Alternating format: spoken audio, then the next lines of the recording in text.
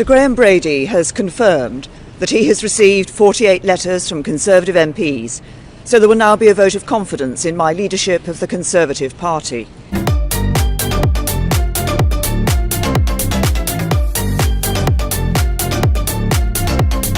It's been a good week for Theresa May.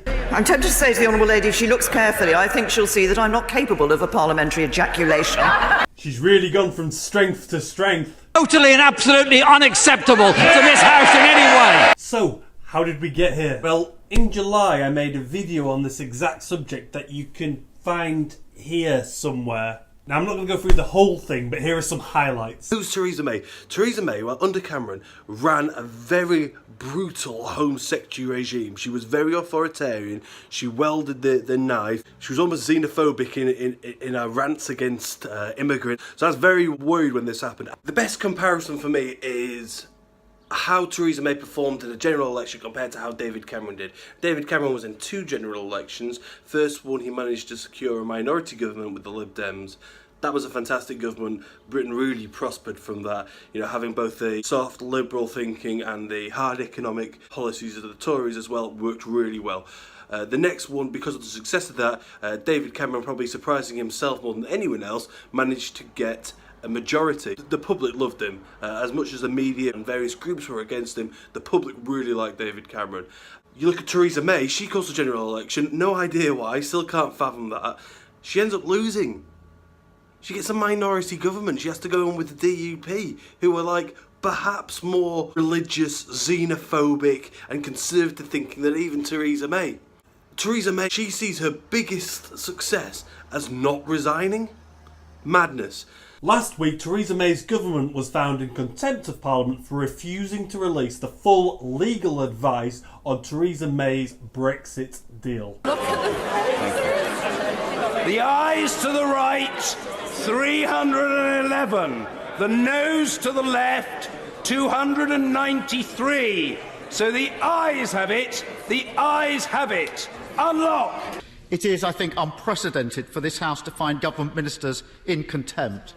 The motion makes clear the government must now publish the Attorney-General's final legal advice in full. She then went on to say this. I've listened very carefully to what has been said in this chamber and out of it.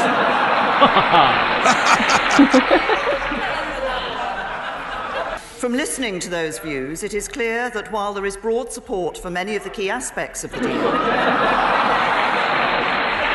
on one issue, the Northern Ireland backstop, there remains widespread and deep concern. As a result, if we went ahead and held the vote tomorrow, the deal would be rejected by a significant margin. We will therefore defer the vote scheduled for tomorrow. That did not go down well.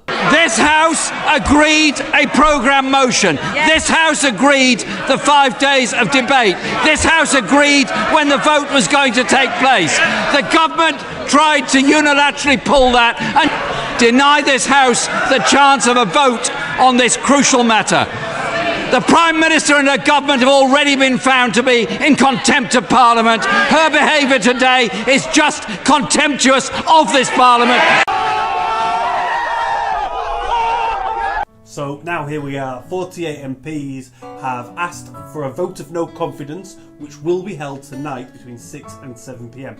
By the time you're seeing this, it's probably already happened. Now, it's highly likely that Theresa May will win this no confidence vote and will continue to be the Prime Minister for the next year. However, in the unlikely event that 158 Conservative MPs vote against her and vote for no confidence in Theresa May, she will lose her position and open up a leadership election.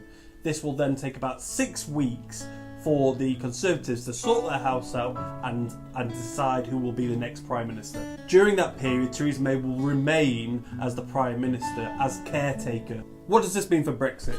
Well, as I say, I don't think she's going to lose the vote tonight. She will continue to be Prime Minister and she'll continue forging through this Brexit. Because of the legal documentation, it means it's going to be a harder Brexit than she wanted. And people on both sides of the argument are unhappy with that.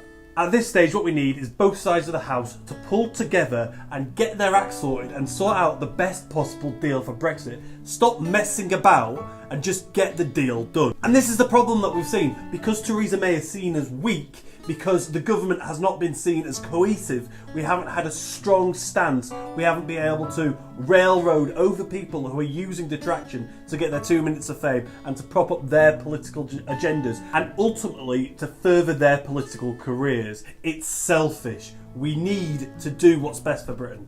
Now, as many of you know, I didn't vote on Brexit. I felt like I did not know enough about it. I don't think there should have been a referendum. I don't think anyone really knew enough about it, and it's sort of been proven over time as to where we are now. But it's happening, so do whatever you can to make it the best Brexit for you. Whether that means gathering food and creating a shelter, do that. Whether you see Brexit as a setback or an opportunity, make the most of it. Let's unite together as a country and let's make Britain the best possible country that it can be going into the future. Let's provide for our children and let's have a bloody brilliant United Kingdom. Thanks for watching. If you could do me a solid and hit that subscribe button down there, that'd be much appreciated. Also, if you could like the video, and if you want to share it, I'd love that as well. I'd also like to have any comments about what you think of this issue, or if there's any other things that you'd like me to discuss in the future. All the best and take care.